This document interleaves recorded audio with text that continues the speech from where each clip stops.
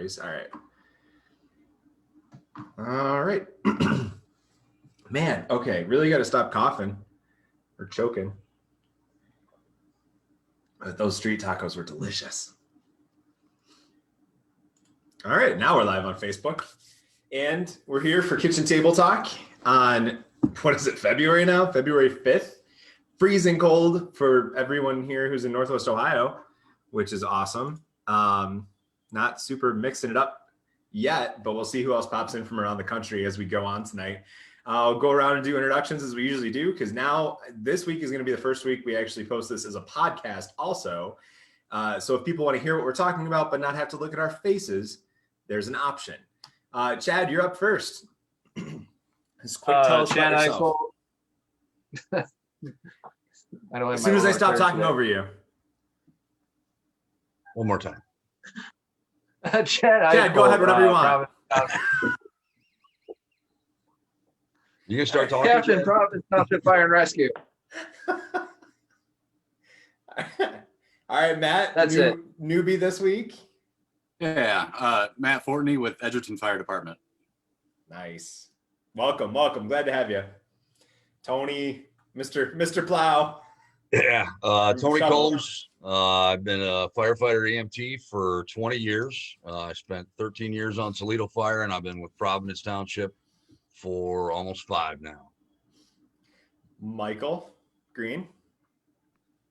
Mike Green, firefighter paramedic, Perrysburg Township for 11 years, almost 12. Yeah, you're over 11 because Dan and I started in 2009, so you're a year past us. Congratulations on 12 years and forgetting. I just need you to keep count. Yeah, absolutely. It's always one more year than me because we ran into each other on that accident, and I'm like, you're a firefighter now? Then a year later, I'm like, oh, I'll just do what Mike does. All right, Chief, we'll go to you next. Uh-oh, caught you off guard. Which one? There's 2 of them on here. Yeah. Oh, no, I call Chief Francis Jason now. Our relationship blossomed. Yeah, perfect. Plus I was making eye contact. And then I can't see you with your with whatever background you have tonight, Jason. God, it feels weird to say that. All right, other Chief. Mike started. Muslov started. Let him finish. No, I will eventually. I won't Chad him. Mike Usoff, Chief Alan Clay, long-time listener, first-time caller. So, well played. Some of this here will to be join the fun. Very reminiscent of the Mr. Obvious show. All right, Chief Francis. Hello, my name is Jason Francis. I am with White House Fire. And there's only one reason I'm ending with another person. So Dan Dorner from Fireground Training Bureau. And I don't know if he's really there, if he just logged in, so I don't give him crap for not logging in. Are you actually there? Yeah, I'm here. Sorry. Okay. No, you're fine. Thanks. What's up? What are we doing? Introductions? Yeah. Thanks for being on the ball. Yeah, quick introduction. Hi, I'm Dan Dorner. Nice to see everybody. Well, we might have to figure out a different way to start this. And last but not least, we got to check in. The causeways? How are they? The causeways, report from the causeways are all clear, clear and passable, but use extreme caution as usual. Absolutely. Thank you for that update. We'll get back to you in just a little bit. No problem. And welcome. Our first episode featured the Dunbridge Truck Stop and the cool charity work they're doing with the stickers and the shirts. And so make sure you check them out. I'll put the link in the description too. So, all right, we've got a couple things to talk about tonight. And I think the first one, Chad, I won't talk over you this time, I promise. But you read the same post I did that I ended up sharing. There he is. Hi, brother. That I ended up sharing from Battalion Chief Bastinelli out of Harrisburg, Pennsylvania, talking about failure and SpaceX. And I kind of want to lean on you and Dan to talk about this because Dan, you've been following the SpaceX stuff like nonstop, like texting me updates, talking to me about like how how they approach failure in the SpaceX development, which pains us a little bit because we have an uncle that works for Boeing, their competitor, but we won't get into that. So if you guys want to talk about just like the perspective of failure that you got from that post, or just watching how SpaceX lets things blow up, and that's part of the and we'll start, Dan, if you want to start by just kind of explaining your take on the failure perspective of Elon Musk in that situation.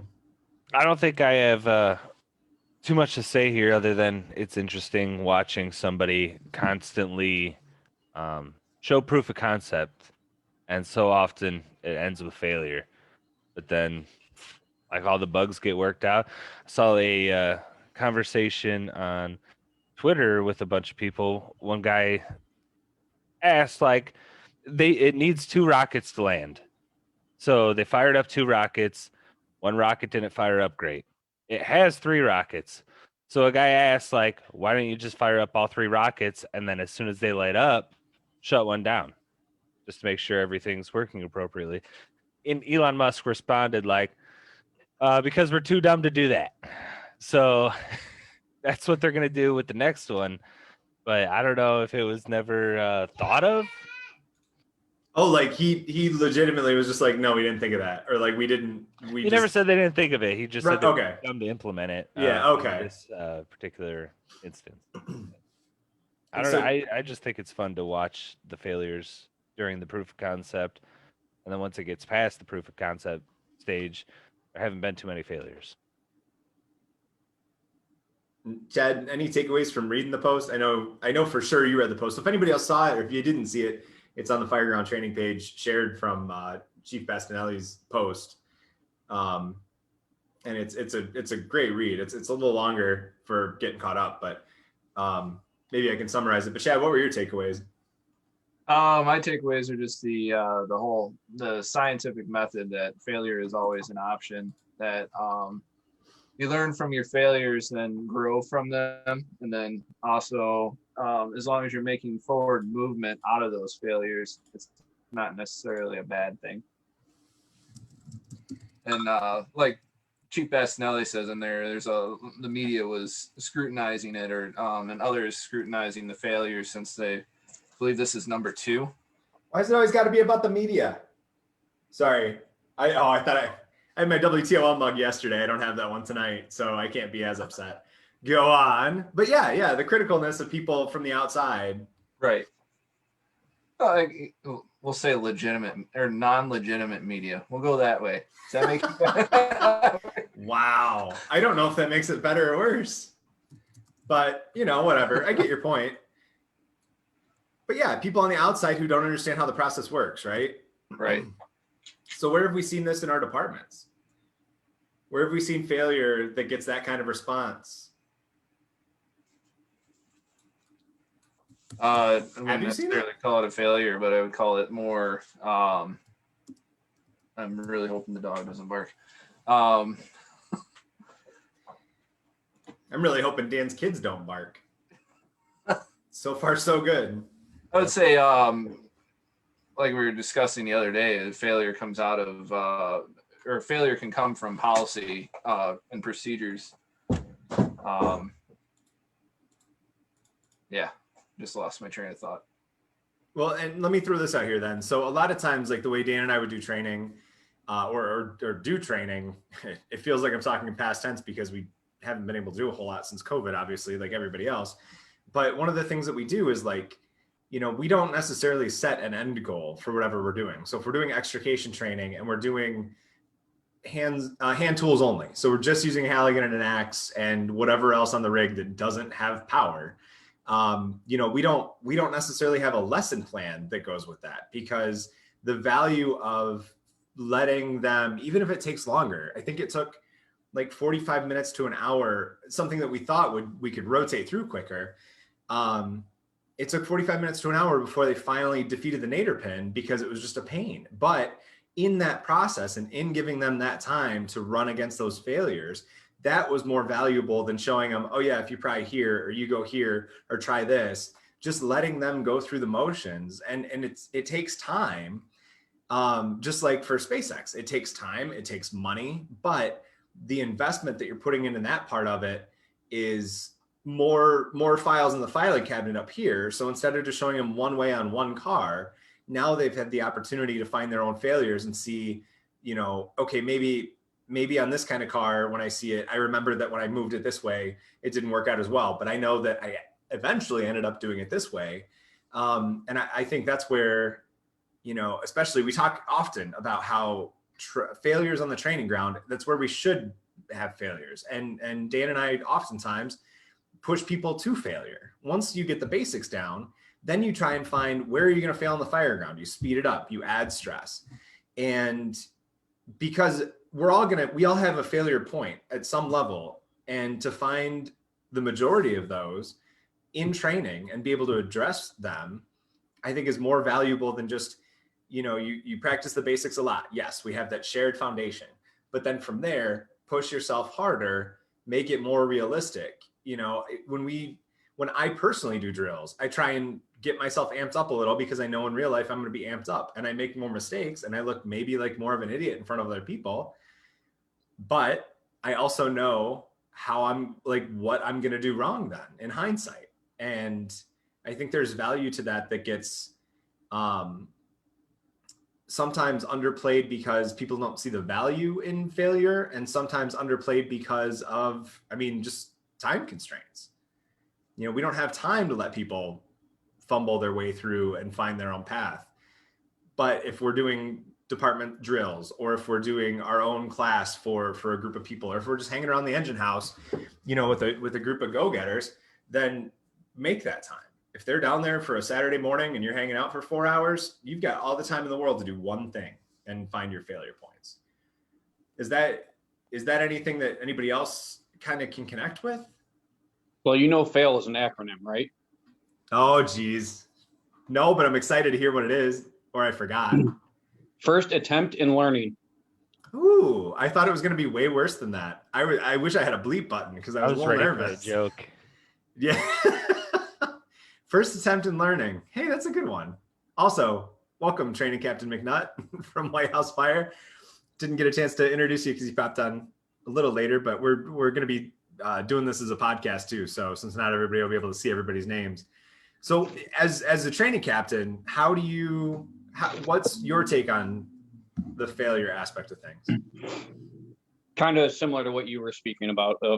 I'd rather see them fail on the training grounds rather than fail when, you know, your life is really on the line, and that's where everything comes together.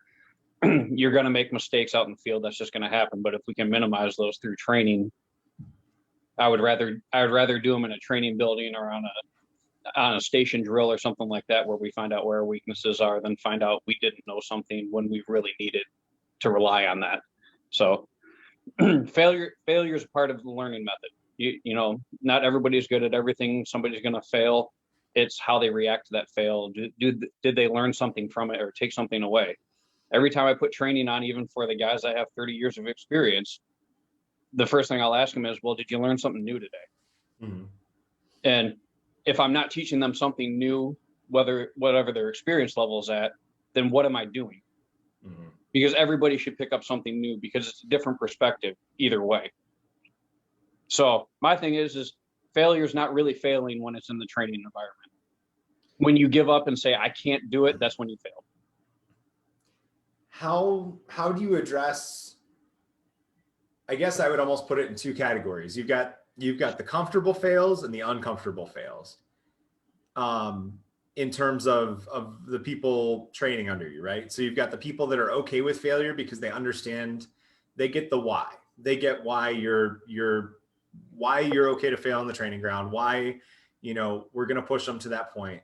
And then the uncomfortable fails, and maybe it's a mix of both, where the uncomfortable fails are, I don't want to screw up in front of everybody. How do you overcome that? And this is open to anybody jump in. How do you overcome that? That I don't want to say ego, because ego feels like the wrong word. That feels too much more like cockiness. But how do you overcome that that self-consciousness? What's that? Overcome the group pressure of the and self-consciousness, and peer pressure, The big one is from, I guess, from my aspect of it, is we have the people that will come up, or I've had people leave in the middle of training, and somebody else come up to me and go, so and so left because they're embarrassed to do it in front of people. Oh my gosh. So luckily not a member of the department anymore, and I was kind of, the writing on the wall of this isn't maybe something that they're cut out for, but that's something that I would address individually and figure out, what do I need to do extra time with you on a one-on-one basis to get you comfortable to where you can do it. But you have to be able to perform this in front of other people, for the simple fact of when we go to a fire, I can't pull you aside and say, okay, you're going to go in this room by yourself. How often, like in that instance, someone came up and told you that's what they were thinking? And again, anybody can jump in with stories or experience at any point. But how often do you think that we look at some of those folks at training, like at the department drill level, who stand back and complain and don't really want to do anything? How much of that do you think is just curmudgeonness versus self-consciousness, without something like that where somebody's telling you why they left or why they're standing back?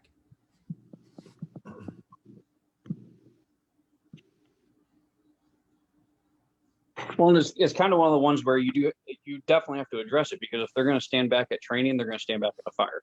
So if you're signing them to a crew, and I'm sending a crew of 3 people in, now it's a crew of 2, and I didn't know I sent a crew of 2, because the other person's now actually bringing them down to like 1.5, because somebody has to keep track of them. Mm-hmm. How much of that do you think could relate to like the individual's willingness to do something? How much do you think that could relate to how they're treated around the firehouse or just in general? Because I feel like there's a lot of, well, I'm sure it's everywhere, but there's a lot of animosity that can be done with different people. And so they may not feel comfortable just doing it in general because, one or two particular people might make fun of them. So what about that support around them in the first place? I don't know what you mean. That's never happened on a fire department I've been on. Well, it's about being able to take it correctly too. But I know you're no. I'm completely being facetious, because that's something that I'll answer after the other folks weigh in, because I've got a pretty hard stance on that in my head, that there's a difference there. But anybody else want to, Mike? You can just admit to it. I felt it where I don't want to do something. I don't want to participate because you have the people who are standing back, being the wallflowers, being hypercritical of everything. And yeah, there comes a point where you either have to do it and get over it, but you still have the critics, or you crumble and leave.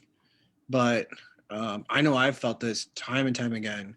If it's like something we haven't done in a while, or I like one of the ones I know it's really dumb, but like I get really nervous about is like, I know Barrett, you would know this, the Mayday simulator in the back corner of the that one, like doing that, we don't do it all too often. And then I get like super like self-conscious about, okay, how's my lunar gonna sound? How's the fall actually gonna be? And I'm, are certain people watching me? Like, I don't know. I've felt this before, but at the same time, I'm not there. I gotta do this for me. I'm not worried about them. If they want to be critics, you have to let them be critics, because they're not going to change. So, and your core group of people can help affect that, though. If you know that's going to be an issue or something, that's something that's bred in the culture in your firehouse, and that's something that officers, or even just you as an individual, get more people on board with. Hey, people are going to make mistakes, and this isn't for us to laugh. This is for us to look and learn too, because we could have made the same stupid mistake. An example for mine, which granted isn't on a training ground thing, but if you get a good core of people that will stick up for the individual, it makes it a lot easier. When I went to basic training, we had one of our younger airmen that was there with us that in the middle of the night just started, missed home, sitting there crying and stuff. And one of the other guys decided that was the best time to try to pick on him. Well, that ended rather swiftly when he had 4 other guys coming after him. And at one point he was held up against the wall by his throat and said, hey, look, we're all stressed out. It's a thing that happens. Let the kid cry. If he wants to cry, leave him alone. And nothing was ever said about anybody else doing it the entire time we were there. So if you get people to back you, it can help reinforce that, you know, we're here to learn. We're not here to pick on people. And or the other one I've also seen too is a lot of the armchair quarterbacks are sitting in the back. Have them do the drill then, Yeah. because they're going to screw it up.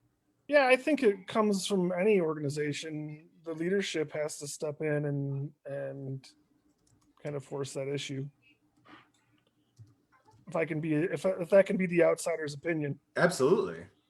Yeah, because a lot of the stuff, it does translate beyond that, beyond the fire service, of course. I mean, so how? When I get stuck on my mind, and I'm still like, I still fight with this, is I feel like, yeah, I got this fancy certification. It can be whatever it is, medic, fire, whatever, even in fire inspector. I feel like I need to know like every baseline knowledge. And if I don't use it for a while, I obviously forget about it. So I feel like I'm an idiot if I don't remember this certain thing or this one topic. So I know that's where a lot of like my, like, I guess, stress when it comes to these trainings come. But also look back at the leadership aspect of it. Leadership is not a rank. You know, you can step in and be the leader of that group. And that's, you know, that's part of where the culture is, where you can't just look to your officer to take care of it. It's also on you as the instructor, or if you're not an officer or a person in that firehouse, to kind of curtail that stuff. I think that while I think as a group or as an instructor or as an officer stepping in to stop somebody from being hazed, or, you know, when busting balls goes too far and it becomes personal, or it becomes you got the one red hen in the group that everybody likes to pick on, that can get excessive. But I know for me, the best things that could happen most of the time was for me to screw it up. Because I immediately learned that my best thinking wasn't the right way, because usually I'll listen to somebody explain a procedure or something and think, oh, how can I make that better? Or maybe if I just tweak that a little. And I think that's part of our personalities, as far as most of us being the alpha male, take charge, you know, background in our head. But we're all, to some degree, under that same description, we're, you know, egomaniacs with an inferiority complex, that we don't mind being laughed at. We don't mind being laughed with, but there's also some benefit to maybe not jumping in too early, to let somebody make that mistake and see how they react, because all the things that everyone else has expressed have gone through my head of, oh my God, I look like a fool, or, you know, these people are counting on me to do something. And by going through some of that in training, where there's that, like boot camp, you know, Kevin talked about the service. It's a controlled environment where you're put under, ideally, a controlled amount of stress, to see how you react, to see how you overcome. And am I going to be able to learn to stand up for myself, either with a coworker or something I feel was overboard? Or am I going to fight through an SCBA malfunction without just, you know, pulling my mask off because I know it's training, and go, oh, fuck it, and throw my mask down on the floor? Or am I going to do what I was taught and, you know, take a deep breath if you're capable of taking one, if it's not that bad of a malfunction, stop and listen, and then start back over? Because when it happens in the real world, whether it's you're running up to a fire, at least like I have done, and been halfway to the house and realize my helmet's still on the rig, or trip in the snow and, you know, flat out like Nancy Kerrigan on the ice with my axe sliding down the sidewalk in front of me, and there's people out watching and they all got their phones on, and I'm going to be on YouTube or whatever. Do you pick yourself up and ignore that? If you're able to ignore the voices in your head, you should be able to learn to ignore some of the voices around you, because I'm not saying it's great, but I'm saying there's a benefit to it. You know, Thomas Edison, my favorite Thomas Edison quote, somebody was, I don't want to say they were busting balls, but, you know, Jesus, you tried 9,999 different things for a light bulb. You know, didn't you just quit because you're such a failure? And he said, I didn't fail 9,999 times. I figured out 9,999 things that won't work. So I got to keep looking for one that will. So I think training's a big deal, but you know, when I had a little 3-year sabbatical before I got back into the fire service out at Providence, I had this idea in my head that, oh, wow, I came from Toledo and these bumpkins out here, I'm going to teach them everything they need to know. And it was quite the opposite. But when things would come up, people would look at me and go, well, how, you know how to do this, or they made the assumption that I knew how to do it. And there were times where I couldn't remember. I couldn't remember the procedure. I couldn't remember the proper order, that I'd sit there and just nod like, yeah, I know. Because I was afraid to say and I know you said keep ego out of it, but my ego or my pride got in the way where, good leaders admit that they don't know it all. And I don't think you can have innovation without failure. I think your illuminating quote from Thomas Edison Well, really threw it back see what you to, did there. thank you. Yeah, I thought about that the entire time you finished your thought. That really speaks to what Chad was saying, where it's, looking at it from the scientific method standpoint, that, okay, fail, go back, fail, go back, fail, go back. And obviously it's better if we do that in training, but it doesn't always just happen in training. I had 2 major screw ups as a driver. The first one was hooking up the LDH to a discharge on the other side of the rig, because at Rossford we had big ways on both sides of the rig, and at Toledo we only have it on one side. And so I ran around the other side, threw out my 25-foot cheater, clicked it in, came back to my side where the pump is, didn't even think about it until the line was charged. I'm like, where's my water? Walk around the other side. It's like, you got to be kidding me. And we had, my best friends are inside on the line, and I'm thinking, oh my God. And of course, with that voice in your head thing, Tony, that, being at the scene of a double line of duty death after, they had already called for help and stuff like that, but being there, now there's that idea in my head where it's like, okay, how would that have looked in a NIOSH report? Now I'm being even more hard on myself. Then I had another instance where you could turn the throttle 13 times, at least I could. Maybe I was told maybe my hands are too small. But you could turn the throttle 13 times before it had reaction and before it geared up. So I turned it like 5 or 6. There was no reaction, got back in, started my cab work again, and caught some flack on scene, caught some dirty looks. And that was the night, like I was in my own head in that one respect, the voices inside versus the voices outside, where, I'm getting this feedback. Plus I'm somebody who's doing stuff like this. I'm teaching in the fire service. I have put myself out there, which makes me a bigger target. And on some level I can accept that.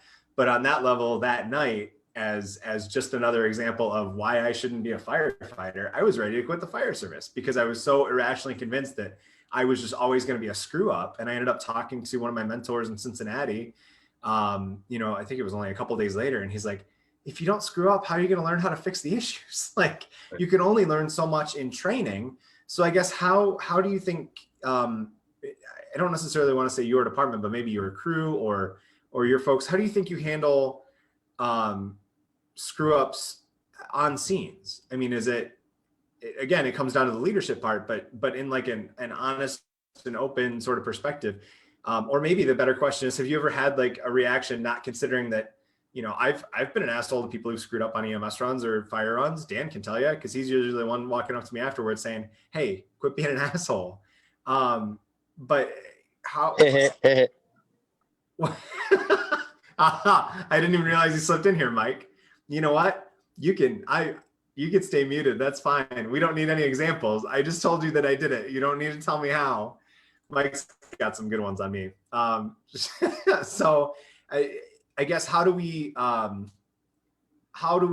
differentiate them between how we handle a training screw up and a scene screw up?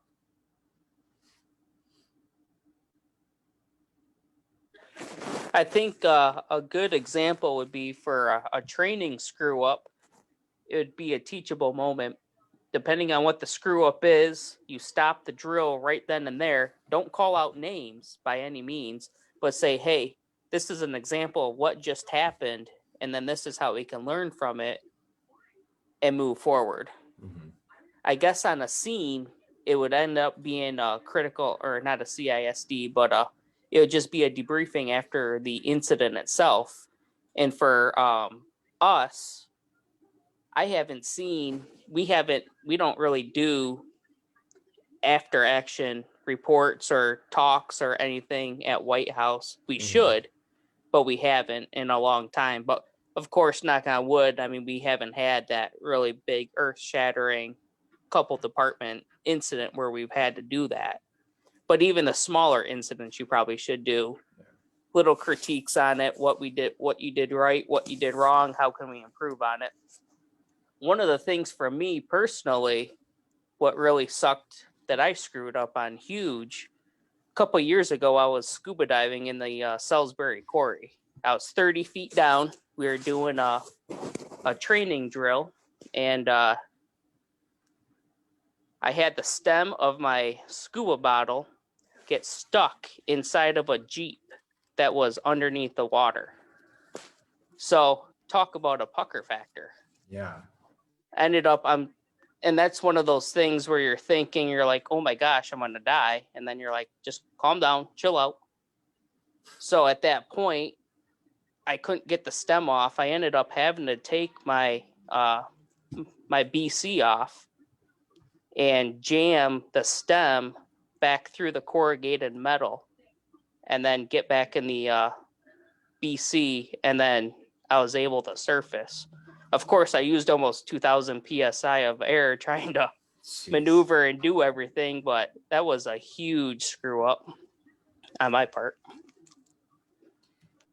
And you were talking, how many people on that, did everybody on that dive know that happened? Or were you? Nobody knew on the dive that happened. There was one guy that was at the surface looking down at me, and with the thermal barrier and everything underneath the water, it was hard to see, and we were doing search patterns and stuff like that. But as soon as it was done and I got up and surfaced and tugged on my rope quite a few times, we stopped the drill and we went over the whole scenario of what happened and what we should have done and what we didn't do at that point. And it was my fault.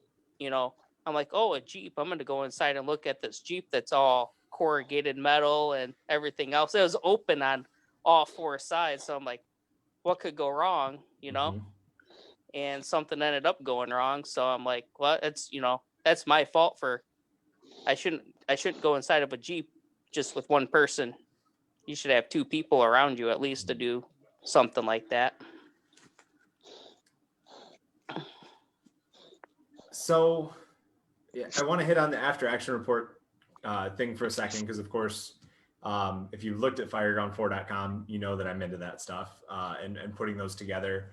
And I know we've talked about them before on here, but yeah, I think you hit on two good points there, Chief, with the after action report portion and like the tailboard critiques, like just going around to the back of the rig after a fire and just having a chat about how things went, and and not finger pointing, but just like hey, here's what we maybe could have done better, as like an informal way. And then occasionally, yeah, even if it's like a more routine run, even if it's food on the stove run, still put together, even if it's one page of just, hey, let's look at this. Let's have some people look at this. Everybody gets their input. So when somebody's complaining, oh yeah, the engine was parked right in front of the house, so we couldn't get the truck where we needed to, or where the engine parked, we wouldn't be able to put the dump tank there.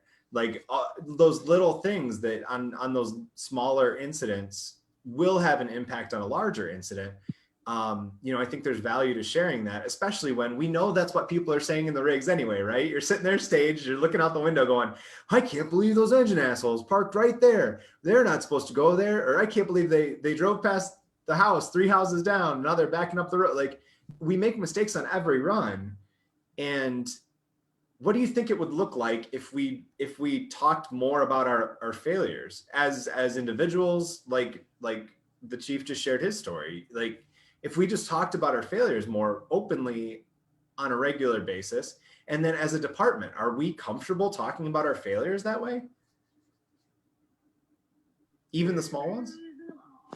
But another part with that too, when you do like a hot wash like that, you also have to bring up what went well, because otherwise you just end up discouraging your employees. Yes, absolutely. Absolutely. I didn't mean to negate that part, but you're absolutely right, for sure. And Because, even in an after action report, it needs to happen. I've had experience with other officers, another department they would come out and they would give you a lot of really good critique stuff of you screwed this up, you screwed that up, we need to fix this, and this is why. But they'd never tell you did anything good. And everybody walk away going, well, did we do anything fucking right? I'm tired of this shit. And then they stopped listening. So. And then those are the people that are wondering, why aren't our volunteers showing up for runs? Where are they? And Luckily, it's like, well, volunteer aspect. So. Oh, I got you. Oh, I just mean like, I've seen similar things, and then those folks that don't understand the influence they have or the impact their words or choice of words or choice of focus has, sit there wondering, well, yeah, where are all these people? What do we do to them? Like, why are they mad at? And it's like, because you don't realize that they need that as much as they need the critique. And if you give them both sides, they want the critique. They want to get better. We all want to be better, right? And even if that means a little bit of uncomfortable moment, a little bit of an uncomfortable moment, to be told, hey, you probably shouldn't have parked there. I usually, if I don't come across those moments on my own, if I have a crew that's honest with me, I appreciate that more, even if it's like, oh, I know. Like, you get that moment of, oh, I know, but then next time you're not going to screw it up. Is like one of the things that we did with the last, I'd say, bigger incident that we've had at Providence is I did, from my experience, I did a PIR instead of an active action review, but just a different acronym for it. And yeah, that's how I started calling them, and then I realized it was redundant. That was my own anal retentiveness, but go ahead, go on. So we did that, and it was well received with everybody. Just a formal sit down. Here was the incident. Went just a basic slide deck of what happened, some pictures of the incident, what went wrong, what went right, and then just reviewing on what we could do better on that aspect. And of course, always the tailboard talks have been imperative when you don't have to have all your guys run out the door to catch their next job or I shouldn't say job, but go to their next job, the volunteers or the part-timers that need to get to their next departments. And you can effectively do those. Those work well, in my opinion. I totally thought you meant going to jobs, like #JobTown. I misunderstood the first time, but hey, running out the door for jobs or running out the door for jobs, either way, it's not a bad day. Yeah, and I think that's the thing that I was nervous the first time I presented what I also at the time, I went with the PIR phrase initially. But when I did my first one and we brought two departments together, and one of the corrections, not corrections, but one of the suggestions, because most of the time, like I even write it like that, where it's like, consider blah, blah, blah, blah, blah, because really everything is a consideration, right? It's the fire service. We can't say, well, you should have done this. And this was more a terminology thing where we had a chief from another department who was identifying himself on the radio as Charlie Command. And so we had Command and we had Charlie Command, which obviously we know that can cause confusion. And the scary part for me was this was a guy that I also worked on my full-time department with, who is like one of the best, if not the best firefighters I've ever met. And now I've got to stand up, and the way we ended up doing it, I literally have to stand on a stage because we had to go someplace to accommodate everyone that was coming to this first PIR. And I've got to say, hey, I'm this new guy, relatively new guy in the fire service, and here's what you could have done better. And it was really freaking scary, right? Like taking that on, and this isn't like patting myself on the back, like at all, because anybody can do it. But taking it on requires you to be okay with that uncomfortableness on your own too. And the crazy part was exactly what Chad just said, is that we had such a good response to it. Even if there were those moments of being uncomfortable, we had such a good response to it that a neighboring department started doing them. And then that department called me. One of the officers called me and said, hey, can you walk me through the process of how to do one of these? Maybe 6 months or a year later, but it was still like, oh my God, okay, so that hit. because again, I think inherently by who we are, as Tony said, those alpha male, we want to get after it, we want to do better, we want to be the best we can be. We want that feedback, we want that improvement. What we don't want is to feel uncomfortable. But if we let people feel uncomfortable, realize that's a temporary thing, but the improvement's permanent, and we make that a regular practice in our organizations, then you can change so much. That's where we saw a lot of our positive influence happen in Rossford. And I see Josh is on the call now, but just by picking apart in intricate detail incidents that went well, because we all know, even if the incident ends well, it doesn't mean the successful failures, right? The end result was great, but how we got there wasn't maybe the best way, and we can learn from it. And give people a voice too. We did surveys that we didn't include like the survey results, because sometimes it was, pretty angry or frustrated or whatever, but we'd go through them and talk to those people and find out, okay, what was your issue, and address those concerns in the after action reports too. And that cut down on some of the rumor mill crap that we were talking about before, where you're sitting in the rig complaining about it. Now everybody's on the same page, even if they weren't on the run, and they're hearing about it later going, well, that's not what this says. That's not what the text says in the, in the CAD, or, that's not even the crew that was there that you thought was there. So it helped out in so many ways, but it's just getting people used to getting through being uncomfortable. And that's our whole job, right? Our whole job is being comfortable in uncomfortable situations, burning buildings, screaming families, people dying in front of us. It's all like completely the opposite of what our body wants us to be experiencing. But we do that anyway. Everything else is just building habits, just like that. And so how do we do better about that? Because I feel like it's hit or miss, right? I didn't even know anything about them until I started doing them myself years ago, other than large events like, looking at the Las Vegas shooting review, or, things like that. How do we do a better job of being honest with ourselves? And is there any kind of concern there, even when we're talking about this now? I wanted to go back to your comment about you being the new guy and talking to one of your mentors. Sometimes as old guys, we need that, because we get stuck in a rut and forget that there are new ways, and things have changed from how we've done them for the 20 some years or however long you've been doing it. And so I applaud you for stepping up and saying that, because it does drive home. And I'm speaking for myself, where I've had some of the younger guys go, Chief, why are you doing that?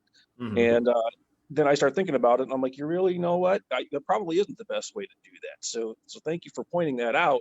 And I've had that happen on those tailboard talks. And then what we would do is we can compile up a list. And then usually on a Monday night training is we would point out the major things that needed to be improved. And that seemed to work out really well. And to go to from the after the incident perspective to how about being in the incident command role and having someone come up to you and say, hey, Chief, did you notice this? Is that something that it sounds like your people would probably be comfortable doing that if there was something that they thought they needed to tell you? They were. And I made sure and point that out to them and tried to explain to them that I see a lot, but I don't see all. Mm-hmm. And so part of their safety is, of course, they've got to have input on what's going on. And the one thing I stress to them is I will take all the input I can. I may not use your input, but I'm going to take all the input I can and make the best decision out of that. I think asking for critique. Oh, yeah. Telling your guys that, hey, it's okay to point something out, or is there anything you guys think we could have done better, or is there anything that I could do better? Making yourself setting the example by making yourself open to somebody approaching you, regardless of the amount of time on. Because, one guy sees and goes, well, geez, he's been doing this for 15 years. And, so maybe I can do that too. If he's willing to do it, I can do that. Yeah, I absolutely got some great ideas from some of my newer guys, is because they came in and they looked at how we'd been doing it and kind of evaluated and said, well, we can cut some steps off here that aren't necessary, or we can make some changes here that aren't necessary. and it did make some improvements. So it also gives them investment in the department that well too. It makes them want to work harder and be better and grow because now they're a part of the team, a part of the group, and that's huge. You got a couple guys look like they might be trying to ask you how to get on Facebook. I don't know if you're monitoring. Oh, gotcha. Yeah, I kind of was. Chat. Let me take It's a like look. Scott And going Thornburg back and to Vic. Oh, I didn't see that. I think the higher that you go up the ladder, the faster and more open that you have to be to other people critiquing you. Hey, here and calling yourself out as well in front of everybody. Hey, here's something that I missed. Should have caught that. I'm gonna try and do better next time. Hey, I should have had this rig stage their apparatus over here as opposed to where it happened. But, and explain during that process, hey, nothing, it didn't cause any issues. Nothing happened. Everything worked out fine. And it goes, you have to just set the example, kind of what everybody's kind of saying, set the example. Hey, I'm just as easy to, find critiques on or improve and always make those. And then you keep them in your head for the next time. Right. It's like Jason was talking about. Nobody saw him having that issue. He didn't have to tell anybody that he screwed up. Are you sorry because you got caught, or are you sorry because you screwed up? So, if you did something where you can go, hey, I don't know if any of you guys saw this, but I damn near blew it. Went through this doorway and there was no floor. I didn't check this or didn't check that. By letting them know, even if they didn't see it, or even if it's not something that somebody else pointed out, that you made a mistake or you made a potential mistake, opens them up or sets that example. And like you're saying, Tony, setting the example is a big thing. Is you got to show people it's okay to own your shit. You got to own your mistakes, and that's what's going to make your critiques go better. Is people have to own up to their own mistakes and have to be willing to throw out their mistakes, but also be able to listen to people telling them that they made a mistake, even if they don't think they did. And that's one thing. And I don't mean to pick on a younger generation, but from my experience, the younger generation doesn't like to own anything they did. It's always somebody else's fault. And wait, how old are you? Well, how young are we talking? Your age, of course. Damn it! I knew it. But sorry. What I'm saying is, we got to be comfortable with. They got to be able to own up to what you did and be willing to say, hey, yeah, I screwed up. And that's something through our culture that we should push down and show as an example. Stand up in front of the room and go, yeah, I screwed up. And then here's where I screwed up. And it's all right if we screw up. Kind of goes through their head, and they take ownership of their stuff too.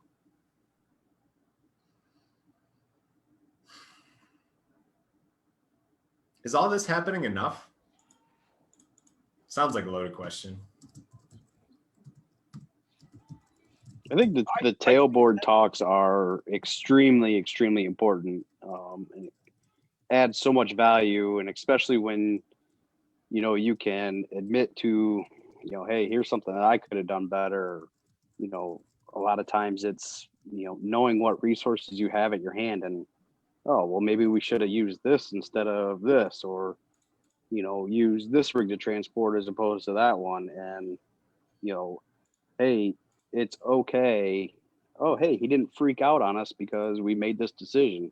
Oh, I guess it's not so bad. And then then that translates down from person to person, because everybody tells every story what happened a little bit differently. And well, as long as you didn't freak out, or I think that goes a long way. And especially for the officers, you absolutely cannot discipline in public, and that all has to be done privately. And I use that word discipline, not actually particularly written discipline, but if somebody really messed up, hey, come over here and let's chat, as opposed to, and we all know that. So and all that is you have expectations. If they don't meet your expectations, we have to adjust for the expectations. I think discipline has like that bad connotation to it that we like to backpedal from that, right? We like to, we don't want to get anybody in trouble, but sometimes people are afraid just to hold people to expectations. And then it's, you've got people saying, well, why isn't he being disciplined? Or why isn't she being disciplined? And I think we all have to agree, right, that there are expectations for performance once you're out of training, or if you're not familiar with something, or you know what, I had a dumb moment where apparently you can't spray down the ceiling of the inside of the bay without shorting out the garage doors. Like, people make stupid mistakes, right? Or since Chief Druid's on here, or not, putting wheel chocks under the tower ladder and it goes through the front door on New Year's Eve. Just as examples of things that could happen. That there are expectations that you're going to get talked to, but it's just to make sure that people understand that you value those expectations as much as they should, and then you can pass that on too. The expectation thing has been such an eye-opening perspective for me when that first got presented to me, of just laying it out there. Where are you expected to perform at? And it gives them that heads up that, yeah, if you don't meet these, we're going to have a discussion. But I think what undermines that sometimes is we have like three groups, right? We have the people that maybe go overboard with shouting and yelling, and they're the ones that are gonna, like Chief just said, they're gonna be the ones that are like, oh, why'd you take that medic unit? That's not what the procedure says. Well, Chief, that one had like 3 holes in that tire. It popped while we were here. I don't care. That's not what it says, right? We've got that category. Then we've got the category of they took the wrong medic unit and whatever. They did it for a reason that doesn't make sense. It caused confusion on the radio, but there's no follow-up. There's no accountability. So we've got to find like that Goldilocks area, right? But why does it seem like we have so many on the extreme still? How do we address that issue in the fire service? Because that's easy to answer in like another hour, right? Solving the world's problems. See, it's just like the firehouse kitchen table. That's exactly what this is for. After this, we're talking about how we're going to effectively distribute COVID vaccines. But first, we'll go back to this topic and solve this first. In the private sector, we audit. Audit how? We audit our process. Okay. And have a series of protocols and procedures that we adhere to, and are audited against those.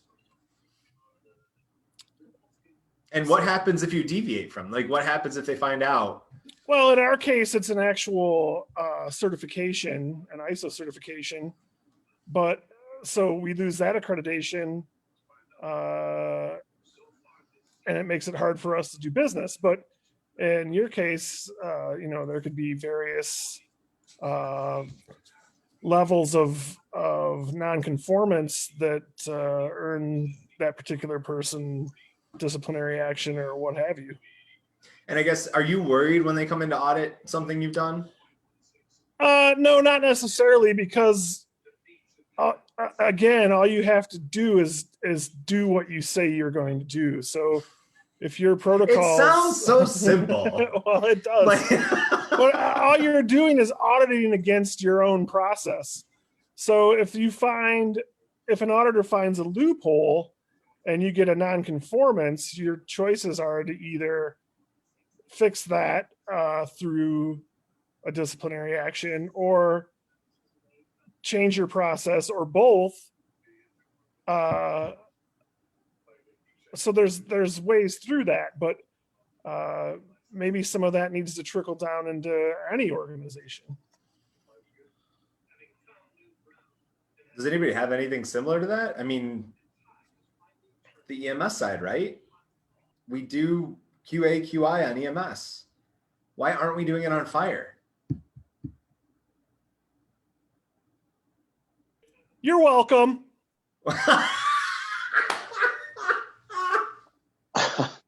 Barrett, I think the only thing that we really do when you did the after action reports, we had that incident command checklist, but I think that's really the only bar, not the only bar, but I think that's the bar you have to start at to try to use the auditing to the point of, I wouldn't want to use protocol or, Maybe Yeah. even that's the expectation, is you're going to follow this checklist to the best of your ability. Because again, we all know that certain incidents you won't even need part of the checklist because it doesn't fit the type of call you're on. But right. you certainly And- have some that you could check every one of those parameters off on. And again, unless you really screw up and kill somebody or hurt them real bad, hopefully the self-reflection will cause you to remember that for the next time. And some of those things, as we work through some of those after action reports, some of it was a staffing issue, or you didn't have the right people in the right place to fill a role, or sometimes, and I can only speak for myself, you knew you wanted to try to fill that role, but didn't have the right person with the abilities to put in there because they maybe they were needed somewhere else to perform a little bit more important role. I think that's another piece of the pie sometimes, at least in the paid on call volunteer arena, is you don't always have the staff in place that you want to have. And here's that. It's actually from Gasaway, Rich Gasaway, his consulting group. And because we weren't doing this as a Fireground training project, but we were doing this with Rossford, when we started doing this stuff, that it was for individual fire department use. I just want to throw that out there since this is recorded. And I know Rich Gasaway has my phone number. So Rich, if you're happening to be watching, this was before we were doing this on the professional side. But this is the checklist Josh is talking about where, one clearly defined incident commander at all times during the incident. So this was not that fire where we had Charlie side command, because for that we'd put no, because there were two people saying command. Command was passed only when necessary and after a briefing. Commanded a 360. So you get an idea, like in this instance, radio traffic wasn't disciplined and manageable. Not everybody was monitoring every talk group in use. We didn't use a pre-established system, even though we did special things. And SOPs weren't implemented, communicated, or followed as established, and that's addressed within the larger report that I'll kind of scroll up on here. And this was one of our larger projects, or one of our larger after action reports, because in this one we went really deep into this, and almost created. And this is where, like, I hear what you're saying with the checklist, Chief. Like, how do you create a checklist for even for a structure fire?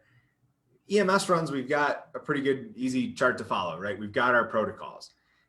But how do we do that with a structure? And the way we kind of looked at it in this instance was just breaking it up into engine company operations, truck company operations, basic operations, and then radio communications is always going to be a big issue, or so it seems. And just split them into groups. So we know the expectations for each of those areas of responsibility, because at the very least, in terms of checklists, we can go back to our own Fireground SOGs, or even beyond that, if we're not at the state competency level for checkoffs, we can address that.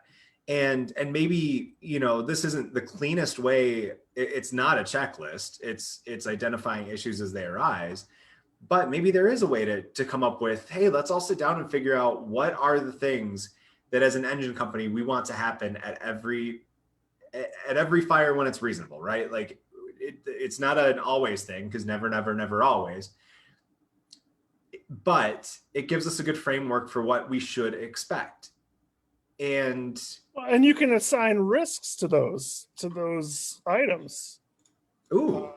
And that's what we do too, is we assign risks to the most crucial portions of the protocol or the processes that are most crucial to producing a quality product. So, you can assign different levels of risk there, and then with that come different levels of scrutiny and process control, and so on and so forth down the line. I'd like to throw out another idea too. And thank you so much for throwing stuff now. Thank you so much for weighing in with that perspective, because it is really interesting to think about that assigning risk concept, like looking at, how is this a must have in terms of I can't even think of any examples right now. This needs to be explored more, and this is definitely going to be something I'm nerding out over. Chad, I hope you're listening because we're probably going to be working together on this at some point. But but on top of that, I want to throw this challenge out here because I think, like, going back to the EMS comparison, right? Who holds us accountable if we screw up treating a patient? Medical director, EMS chief. Who's going to call those people when the patient shows up and got the wrong med or the wrong treatment? Hopefully you self-reported. Hopefully. If that doesn't happen, who else? State Board of EMS. Law director. About the doctor taking care of him in the ER. That's the one I was thinking. You're going to get that pissed off doctor in the ER or that pissed off nurse or the family. You know they who know calls. each other. What? Who knows each other? Well, the doctors know each other. Oh yeah. Okay, good. I thought you I thought you were going somewhere else with that. But we've got layers of accountability there, right? What happens if we screw up and somebody's house burns down to the foundation most of the time? Oops. Yeah, that family is going to show up at your fire department on Monday with cookies and say, "Hey, thanks for trying." It's insane. We see the cops getting like berated because they looked at somebody wrong, and we won't get into that because there's a lot of, as a cop's kid, multiple cops kid, there's a lot of stuff that's bad about that too. But we don't have the accountability the cops do. We don't have the accountability we do on the EMS side because we're against this like natural phenomenon. So everybody just thinks, it was going to happen, right? But that's not the case. We've all been to shit show fires that could have gone better if we had done it better, if we had trained better, if we had talked to each other instead of going, oh, the chief doesn't have a clue what he's talking about. But nobody goes up to the incident command and says, hey, chief, it looks like it might be going across the attic, right? We don't have accountability there because no one else is watching. And if they are, they don't know. The doctors know that this patient shouldn't be dead. The homeowners, and maybe the homeowner's even a doctor, they don't fight fires. We're the only ones who know. And then the only other people that know are the ones who are watching on YouTube. And the defense is always, well, you weren't there. Yes, I understand the you weren't there perspective. And yes, I preach constantly that we should only look at YouTube videos and photos from the perspective of, if I was on that scene, what could I do better?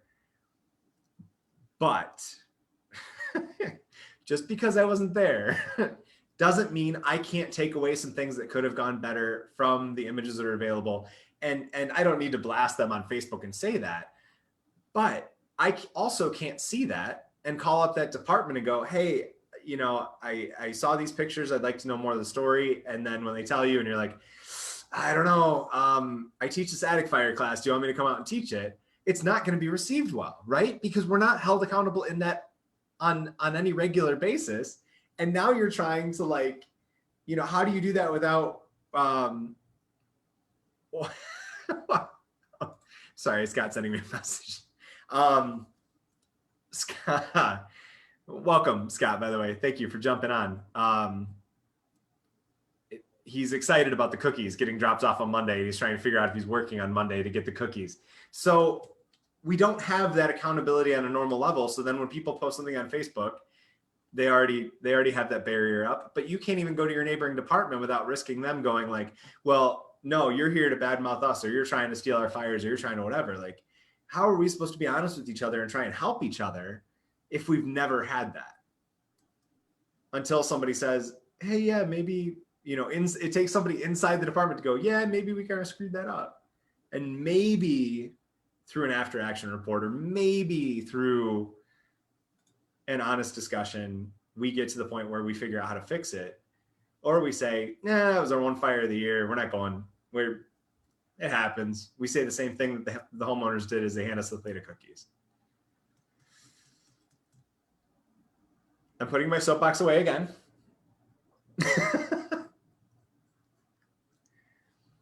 It'll come right back out. So I didn't need you to point it out, but I appreciate that you're paying that much attention to know that that's exactly what's going to happen.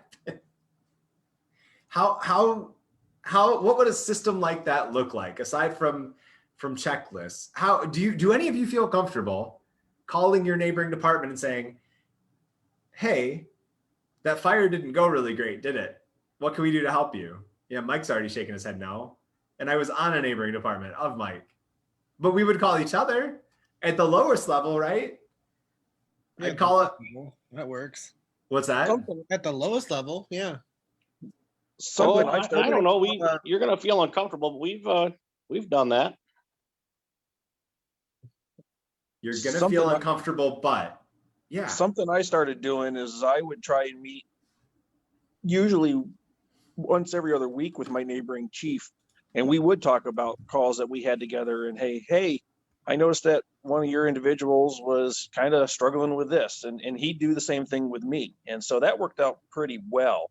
Unfortunately, I'm no longer in that area now, so I'm restarting that process all over again down here. But it worked pretty good because we built that rapport.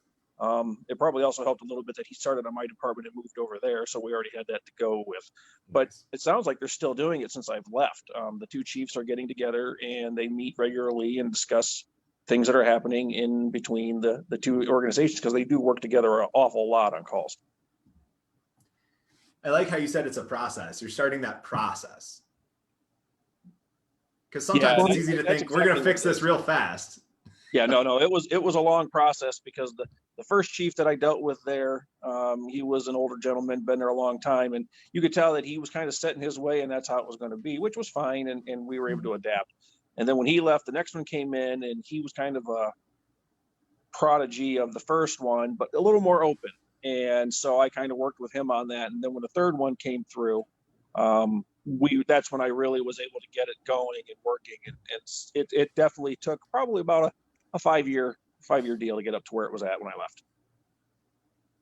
And it sounds like that 5 years of spending that much time, considering you're hearing that it's going on still, you changed that dynamic. I mean, Yes, together you changed that dynamic. There's a much better working relationship now there than when I was hired 12 years ago up there initially. Back then it was, this is my kingdom, that's your kingdom. I won't come into yours, you don't come into mine. And to now where they're sharing courses, they're sharing classes, they have instructors that go back and forth. It's a much better working relationship than it was before.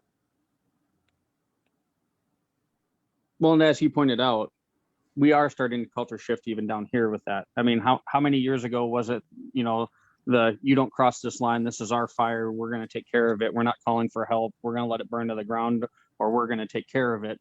And now we all have automatic aid contracts, we're willing to work with each other. Hey, how about let's get training together, because if we're going to be working more together, let's get on the same page. So the culture shift is already there, we just have to start pushing from a different aspect. What caused the culture shift?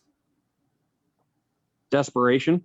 And I don't mean that to sound as negative as it does, but it's true. No, you said desperation, and I immediately thought of Tinder. That was all. Don't forget about what's the other one? Bumble. Yeah, I thought you were going to go with Grindr, but I'm glad you went with Bumble. That was less of a joke than I thought you were going to make. But the desperation for staff, you mean? Yes. Well, think about it.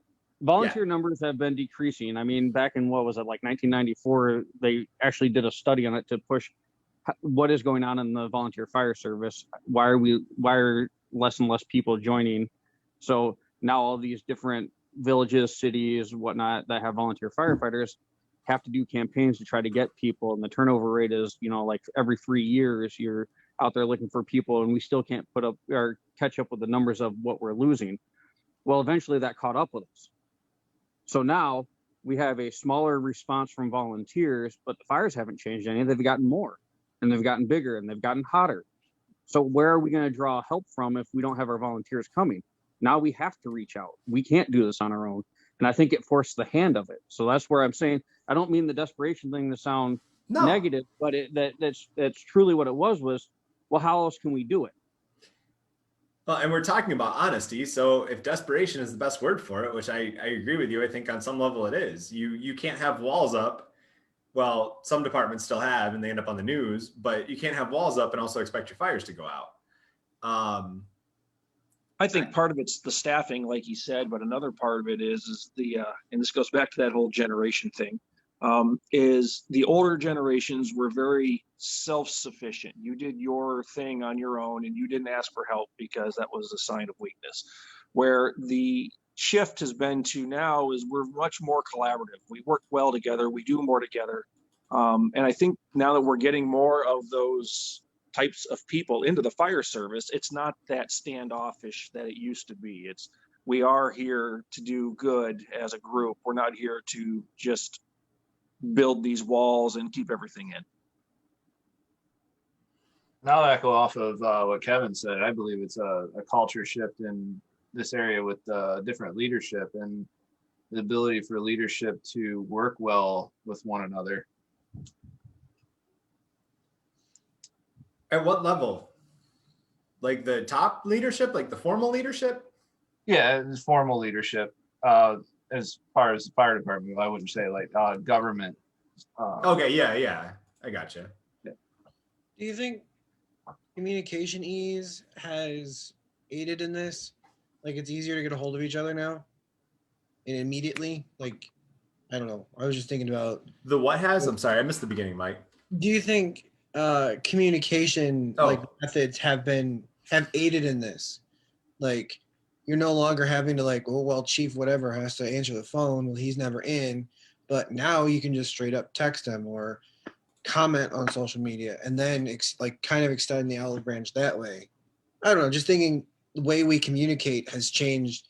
Why wouldn't that affect the way we used to talk to old, neighboring departments? I think it's much easier to just, even if you're just shooting a text message to somebody, you're not maybe getting shot down from expecting them to answer the phone or have to ask them in person, but hey, would you mind collaborating on such and such? I think it's much easier just in a text message or even an email, really, to just. Yeah, emails. You don't have to send a letter. Yeah. Yeah.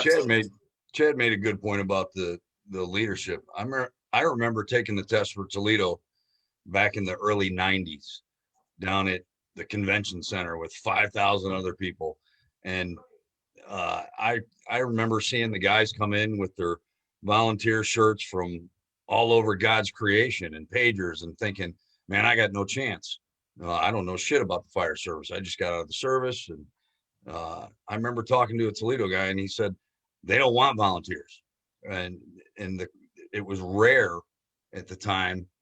If you were already a medic or if you were, they didn't give a shit because you were going to learn it the Toledo way. They didn't care how you did it up in, or down in Dayton or whatever department you were on.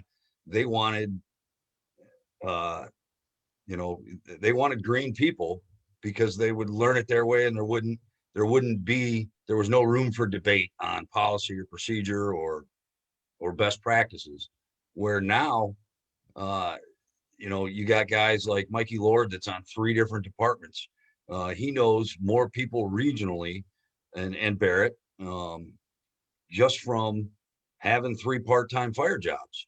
So he gets to see 3 different ways of doing it. He gets to see good communication, bad communication, but there's a ton of guys on Toledo now, to my understanding, that have previous experience where you used to have to do 21 weeks of the academy. Well, if you already got your EMT or if you already got your medic, I believe it's shortened somewhere down to around 16, where you hit the line a little bit earlier than the rest of the class that's got to complete all the EMT and Fire 1 and 2 stuff. So that culture change has been huge. So, some of what the big city departments do does trickle down because it lets, there might be more people getting into the volunteer service, hoping to get their feet wet. I know out at Providence, we get a lot of people that are brand new and they get out there and we don't have the greatest pay scale at the time. Chad can attest to that. And, the neighboring departments are paying, $3, $4, $5, sometimes more an hour.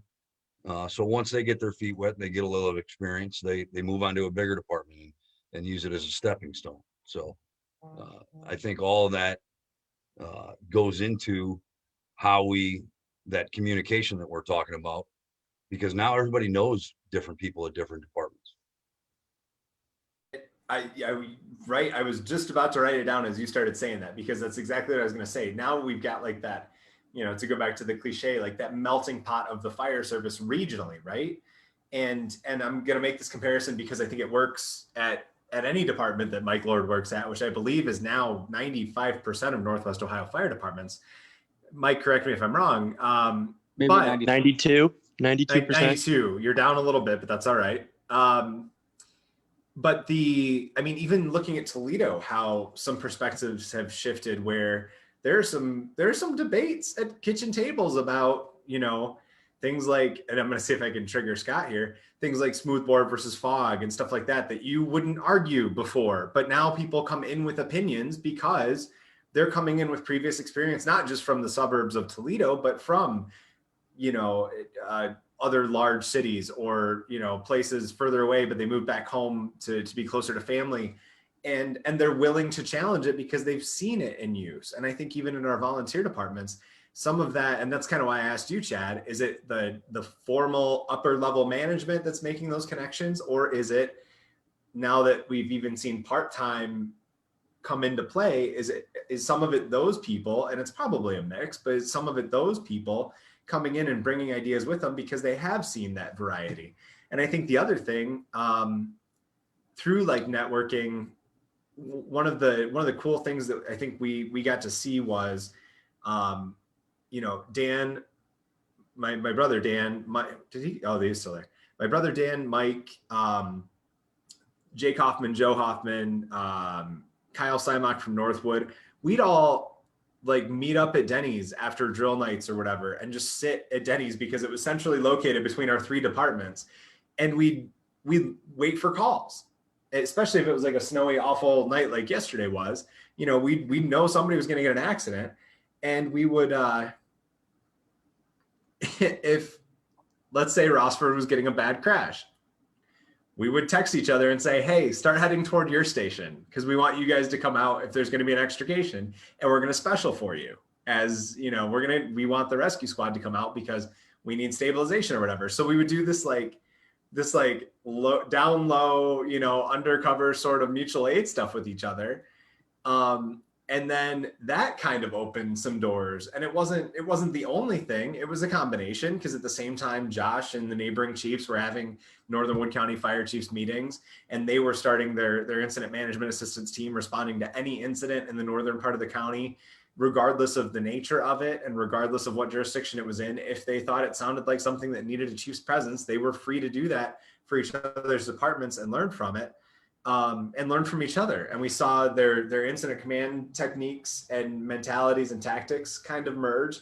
And at the same time, though down from the top part was happening, we were working our way up from the bottom with change and improvement, because we were all talking to each other about how to better our skills and practicing with each other and training on off days. And so I think that sometimes when so many of us look at our departments, we like to look up and go, well, those guys just don't know what they're doing. Why don't they fix this? Why don't they fix that? We are so much more in control of our departments as firefighters than we realize, or maybe want to admit, because then we have to put work into it, and it's much easier to sit back and bitch. And we just have so many more options. And I think that's something that really, on one level, I could see how it would be scary as a fire chief to tell people, hey, you guys really control this department.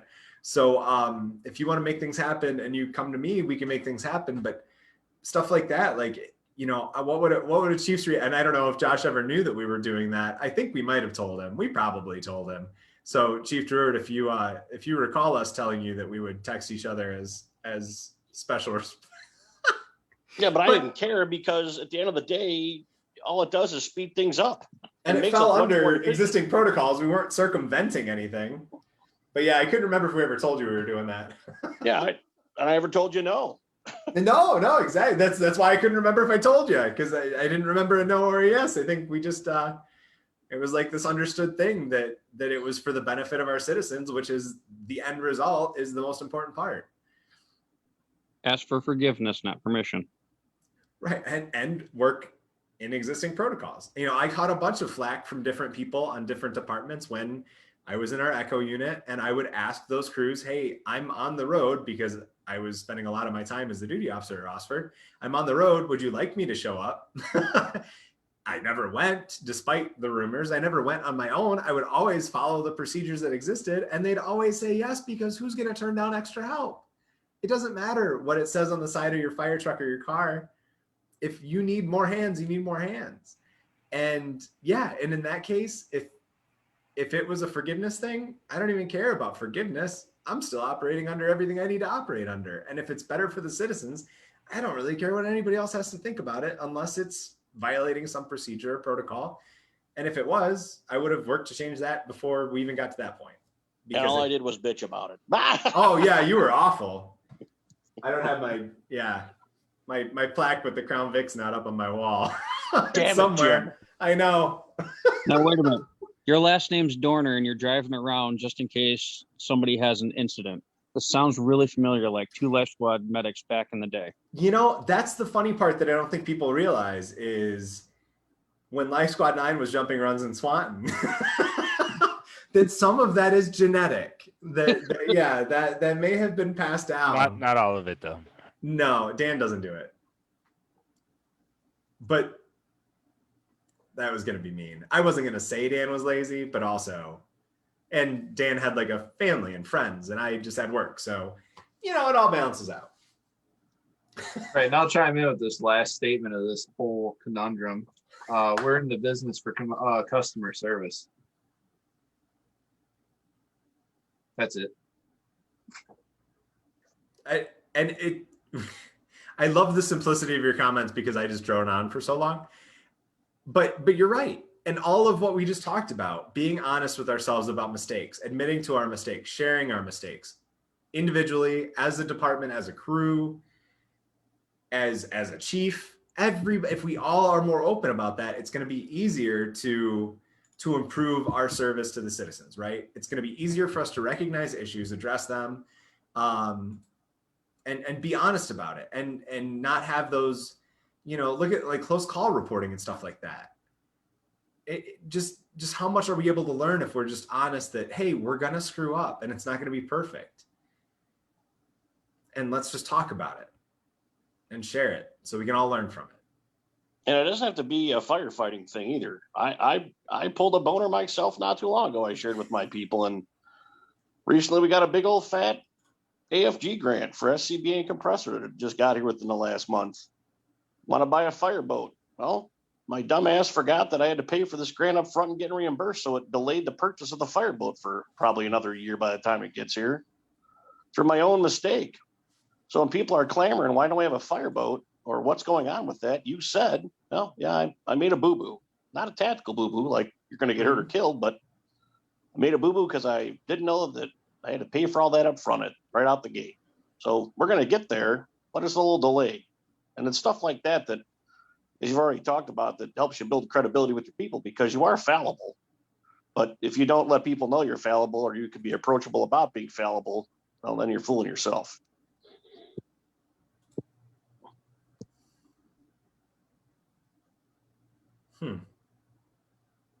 Yeah, but it's really uncomfortable to tell people you screwed up. Wasn't that the takeaway from tonight? You might as well tell them, because we already talked about part of the bonus of that is it negates the rumor mill. Well, he made us work on this boat committee, and then he doesn't even buy us the damn boat. Or he said we were going to do this. Why isn't it here? I don't even really care if we ever get a boat, but where'd all that money go? I mean, you know how it goes. Mm-hmm. No, I've never heard of rumors at a firehouse. Does it sound convincing this time? But Josh has a really nice condo now. Did you see his jet skis? They're pretty cool. Oh, God love y'all. We were riding those jet skis last summer. Remember, Chief? Yeah. Can't keep him. I won't even talk about the jet ski trailer, but yeah, sure. Can't keep him off those jet skis.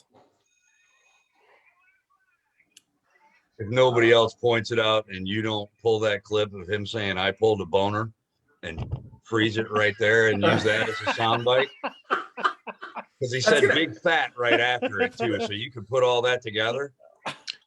You know, I was actually going to chime in on my first comment since I just snuck in here, and I was going to make a comment about that. But I was like, you know what? Druid's getting to a really good point. I'm like, I would take away from his point, but you're absolutely right. As soon as he said that, I saw everybody smile. He said it, and I went, "Oh, Yeah. no." Well, Chief Hartbarger, I'm glad you knew that if you interrupted him, you were really going to shaft him. So appreciate you not pointing it out. Oh, love it. That would be kind of a dick move. I was going to use dick move on Tony. I guess I've known him too. Balls in his hands. I've known him too long, so I just knew he was lying right out of the gate.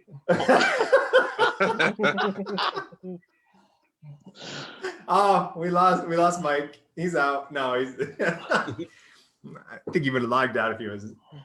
Oh my gosh.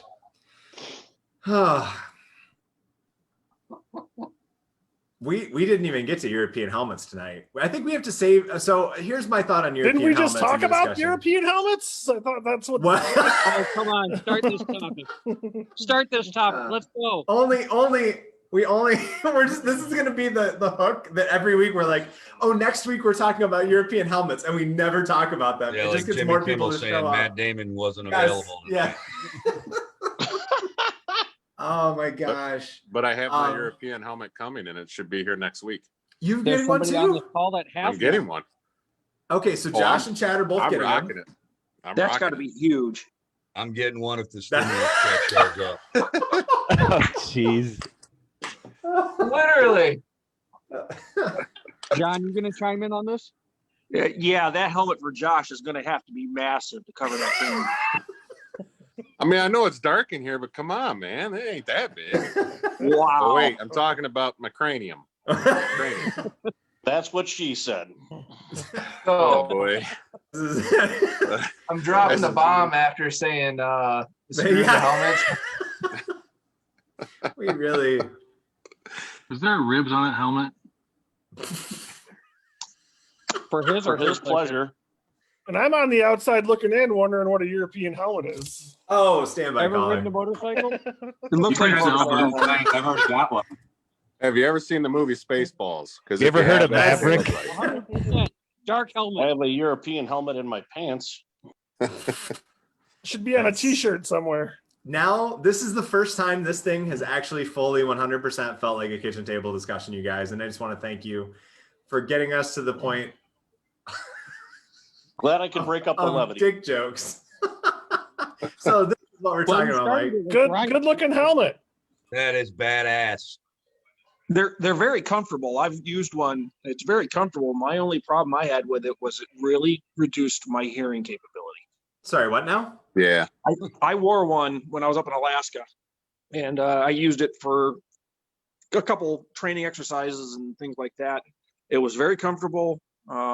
It wore nice, but I couldn't hear very well. Oh man, that got all screwed up. So one of the reasons why I invited Matt over is Edgerton out in the sticks of Williams County. Matt, you told me 75% of your department uses them? Well, all of the guys have them. We switched. Everybody switched. Wow. As a department. And I would say it's probably about, and if anybody's watching, I apologize, but I would say it's probably about a 75% acceptance rate. Wow. Some guys have went. It's higher than most colleges. Well, sure, right? I'm actually impressed by that number. It may be a little bit lower, but it's still taken a while. We've probably had them for about a year. The biggest complaint was, I forget who said it just now, but was hearing. It does muffle it a little bit. I don't think it's awful, but it does muffle it a little bit. It's only awful when you have horrible hearing like I do. Yeah, I agree. And then the other thing, we had a pretty decent house fire right after we got them. And a couple guys were complaining that they got water down the back of their neck and they kind of got roasted. So they were thinking it was specific to the European helmet. But come to find out, some guys with the old, the Brooklyn Bend and all that fun stuff, they got water down their neck too that same day. So it wasn't helmet specific. It was probably how they were wearing it. Whatever, just like a combination of things. But personally, I think it's super comfortable. It's not top heavy. You can move around. I I'll probably never go back. Yeah, they look goofy as all hell, but they're comfortable and it's worth it. Now, Right, Barrett, they show look the cool. Barrett, show the Bullard version of it. Okay. The Bullard That one is version is absolutely That's the one I'm grotesque. looking at. The That's the Bullard one I want to version get. is grotesque. But That's the one I want to get. Come on, it's not grotesque. as far as the hearing goes, one of the things that the European style helmet does do is that if you have someone who uses a hearing aid, hearing aids aren't designed to take the heat or the potential heat of a fire with the batteries and everything else. The European helmets allow that person who would be wearing a hearing aid to actually use it in a fire situation because that's protected. I think they all, well, at least the MSAs, they are all like modular, so you can add different things. Like I think what you're talking about, so you can add the radio into your helmet. I know like they have lights right here that kind of shoot down, so you're not, if you're staring, I'm talking to Tony, he's not blinded by me trying to talk to him, and I forgot to turn my lights off. You know how that goes. So it's kind of nice, and I think it's kind of meant for if you're crawling around and you can see, you know, that far. They're not super bright, but I do know that they were making brighter ones, so you could just switch them out.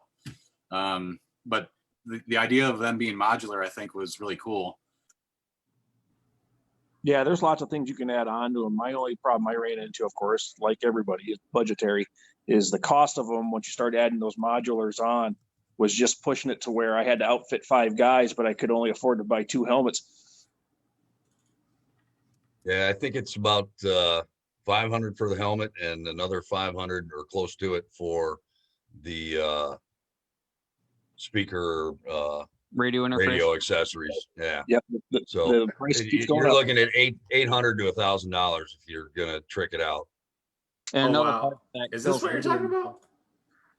radio interfaces get killed also because they have to go to Motorola or Kenwood or whoever else to buy the connector from it, and they can pretty much set up whatever the price is, and they got to make their money back.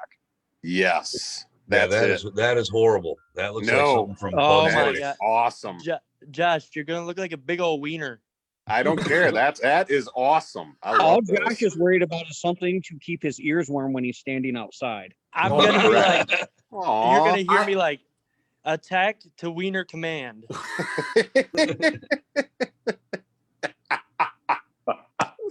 Gentlemen, I appreciate you letting me sit in. Enjoy your helmet talk and the rest of your evening.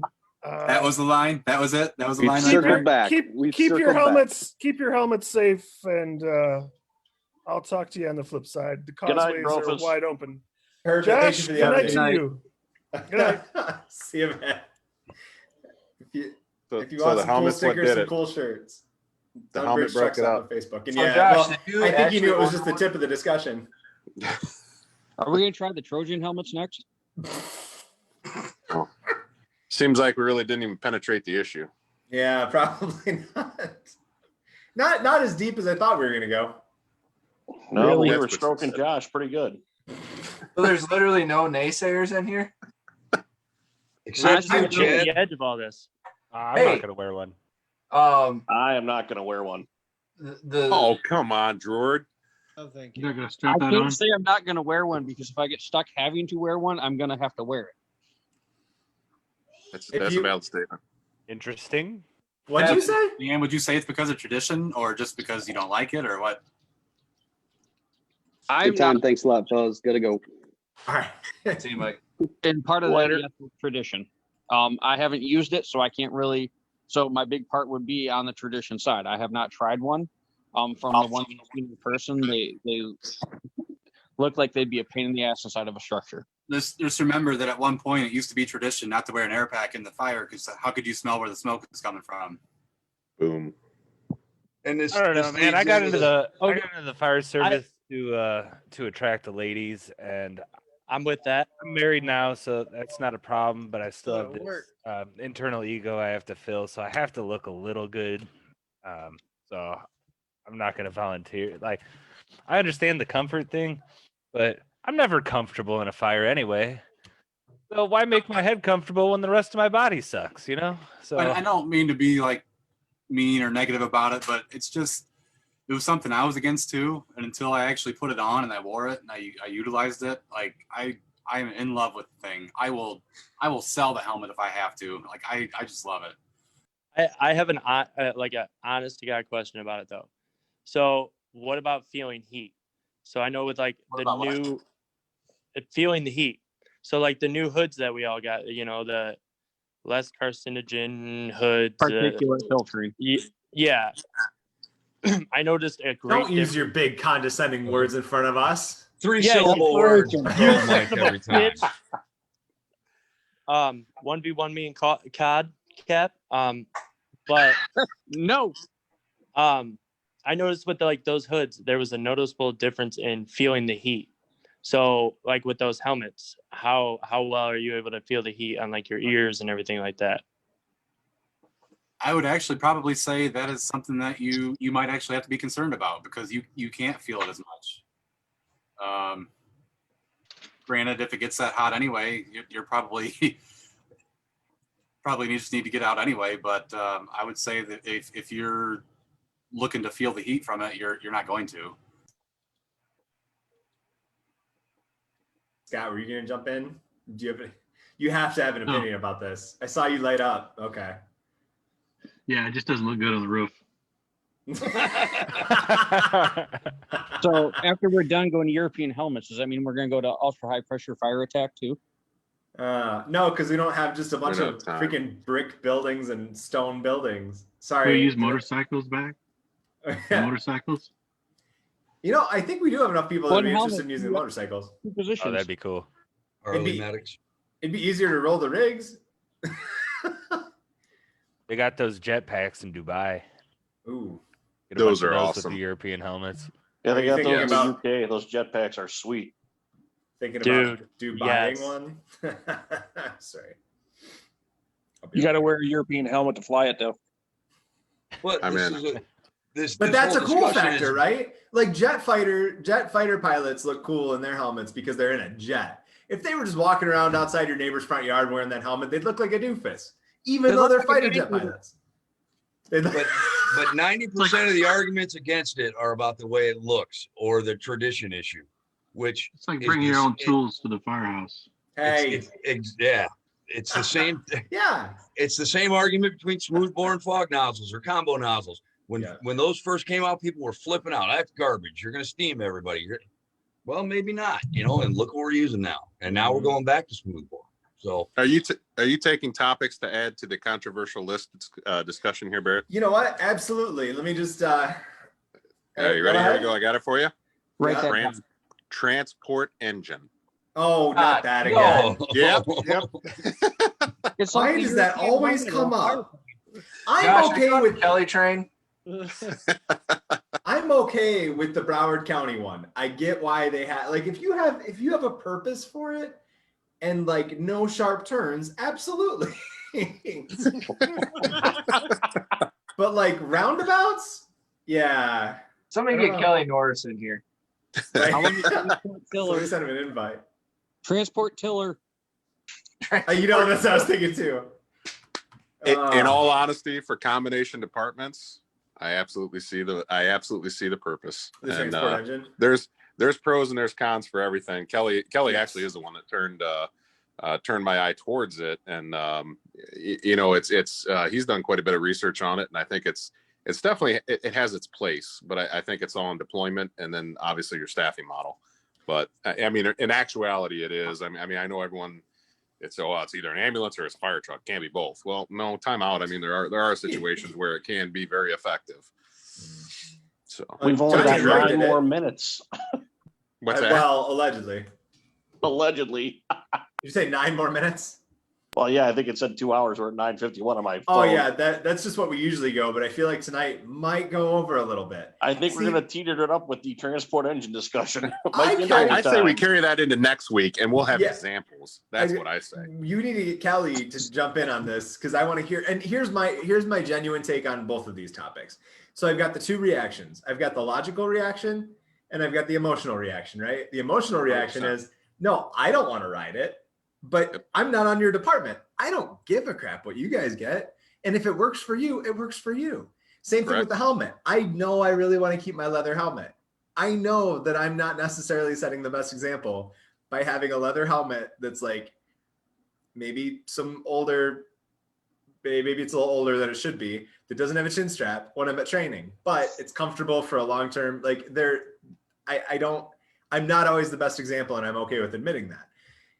But I do struggle with the helmet part because I realize that there are benefits to it, but my emotional side is just tugging too hard at but I want to look like a firefighter. Like it is so dumb. It's because Barrett, it's because you actually want to get chicks. It could be it. And if you wanted to get chicks, you wouldn't be here on Friday night. Yeah, exactly. She's in the my living wife room. sits in the next room. Oh, shots fired. Shots fired.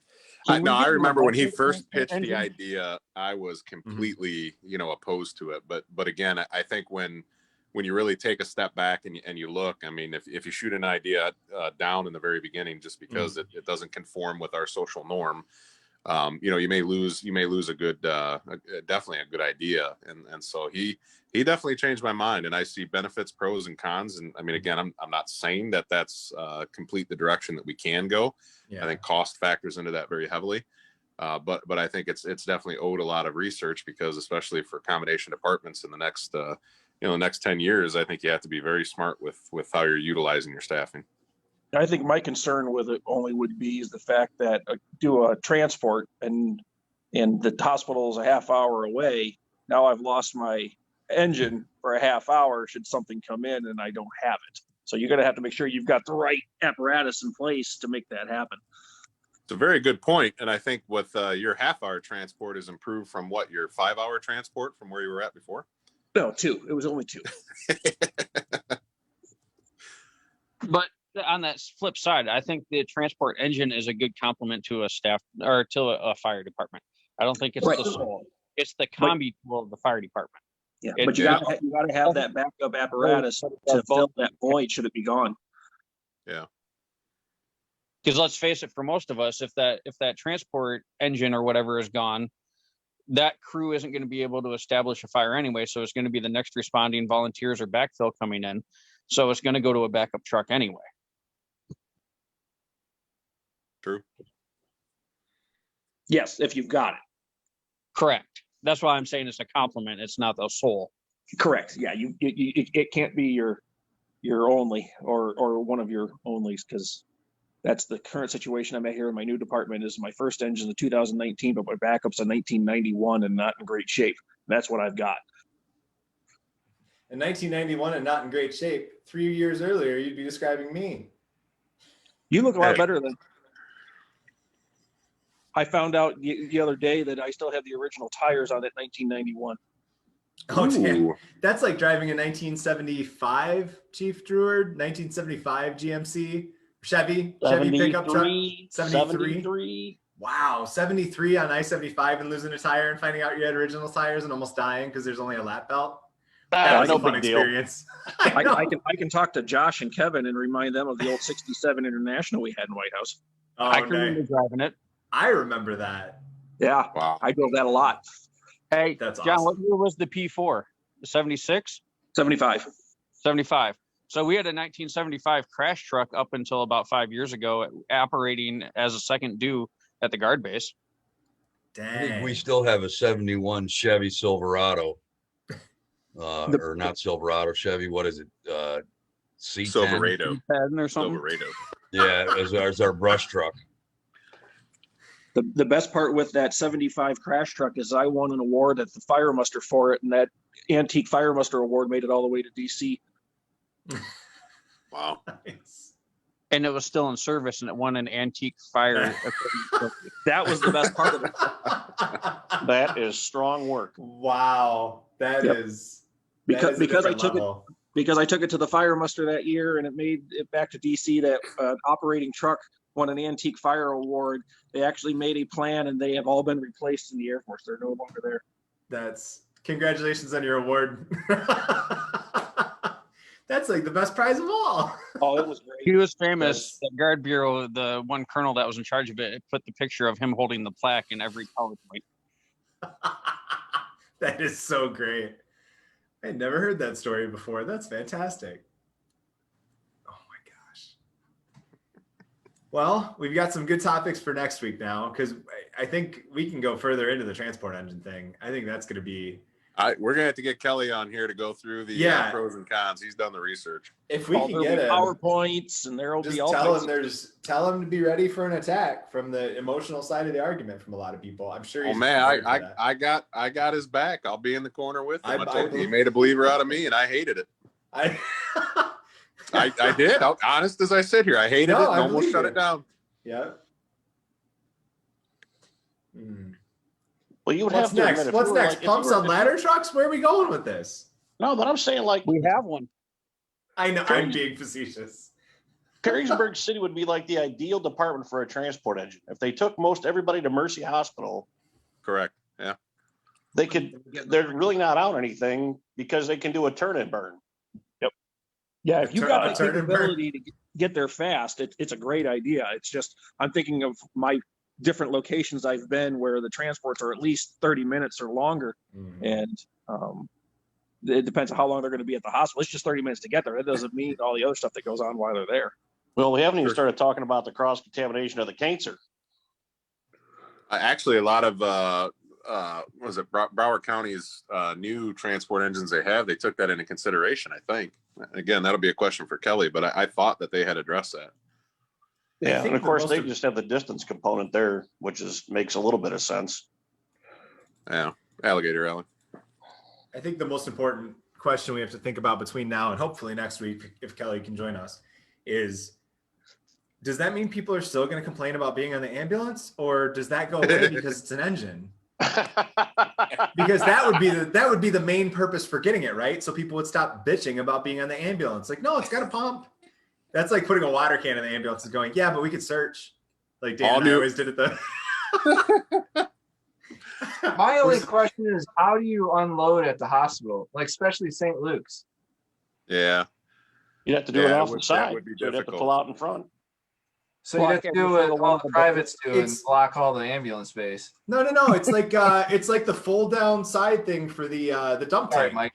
You put the patient in the side, it folds them up, and then when you get to the hospital, you just fold them down, and then you take them off the side of the rig and put them in the hospital. And so we can have faster turnaround times. They're going to have spare cots at the hospital. You just wheel one out, wheel the next one in, and you're gone. Like you don't even have to turn over the patient. You just send them a text and says, "Hey, they're in the lobby." Like rotating backboards. Can they do that now? Wow. I think everybody's using striker cots. We could just do a lottery there. I don't. Until a certain big city department ends up with everybody's, and everybody's like, do they even have their own? Because it took me 6 years before I saw certain big city departments own backboards. So, but I think we have most of it figured out. We might not even need Kelly. We just figured out the whole system.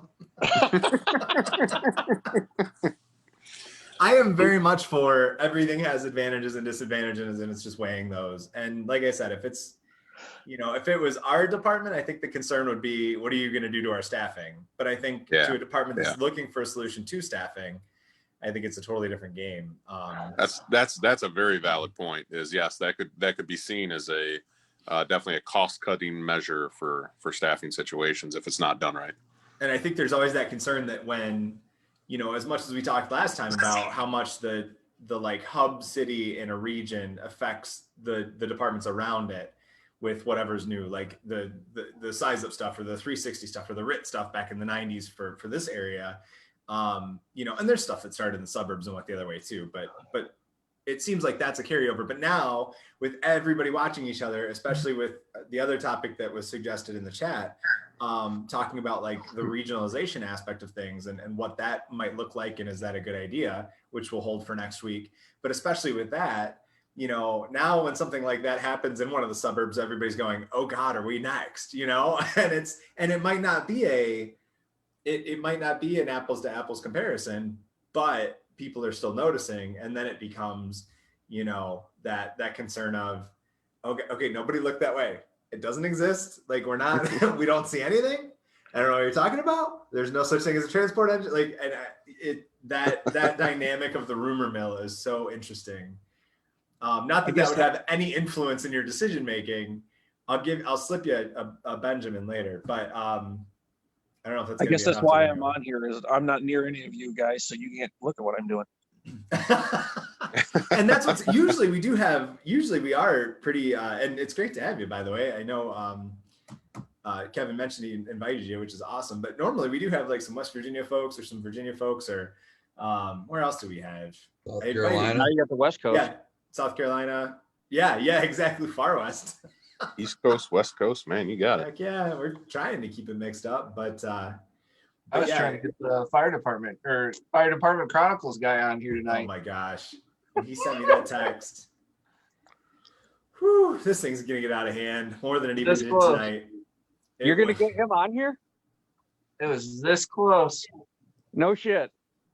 Yep. So that'll be interesting. Hopefully he likes transport engines. I bet if it's got a coffee maker, he'll be for it. Isn't that one of the valves on the side anyway? It should be. That's a real picture, right? That one that you're talking about. That somebody did do that, right? I hope that would be really cool. You guys have to have them up there to stay warm. Well, if I remember right, didn't Monclova redo an old engine into a truck that had a tap on the side? I believe one time their association truck may or may not have had an alcohol pouring device attached. Yeah, that's what I thought. Hey, I'm an alcohol pouring device. Yeah, and then Kevin Mullen in Toledo owns one that his is, I think it's like 6 taps. Yep, I've had beer out of that truck. Yep. Oh yeah, that's a cool one too. Got it. All right, and so we'll do transport engines and engines with beer taps just to balance out. One really heavy with support and the other pretty controversial. And then what kind of beers are coming out of the tap? That's where the debate has to be. What? Perfect. All right, that's where it'll take the controversial turn. But for anybody keeping score, I believe the European helmets won. What? How could we end this episode without claiming a winner? Wait. So there's all these modules for the European helmet. Is there a beer module for the helmet? Because then I might support it more. Ooh, like cups on both sides and a little tubes. A little hose already pre-mounted. Yeah, it's got to be on the inside though to protect it from the heat. I mean, I've had a thing mask that I can drink a canteen through, so why not beer? I think you might have a business model there. I have a 3D printer in the corner. I can print something up to hook onto it. Except he's not allowed to use it without Ashley's permission. It's up the whole house. Oh my gosh. He's got to vent the house. Bad. That's good. It's a drill opportunity. It's beautiful outside. Open the windows. No, Barry, you need to get Jake Hoffman here next week for converting Squad 7 into a transport rig. Oh, that would be excellent. I can't even send him that message. He would sneak up. Squad Rescue 7, dude. That would be today's sign that the apocalypse is upon us. Oh my gosh. I am frightened for your safety at the suggestion of that.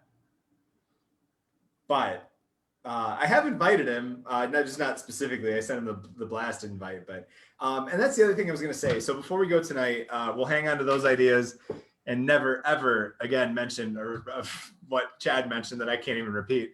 But thank you guys all for being here, first of all, and second of all, I keep inviting just a bunch of people, but I feel like at some point that's going to get annoying. So if you guys can share this with anybody that you know that you think might be interested, I'm probably just going to start limiting it to folks that have already been part of it.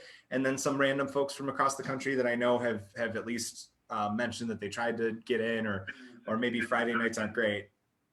And that was the other thing. Would this work well for you guys on Sunday nights instead of Fridays? I feel like we're limiting some of the chance of getting some people to come in because of it being a Friday night. Sunday nights would be way better for me. Sundays, okay. I can do either one. Okay. All right. Looks like we'll change to Sunday night starting next week. And Okay, see you in 3 days.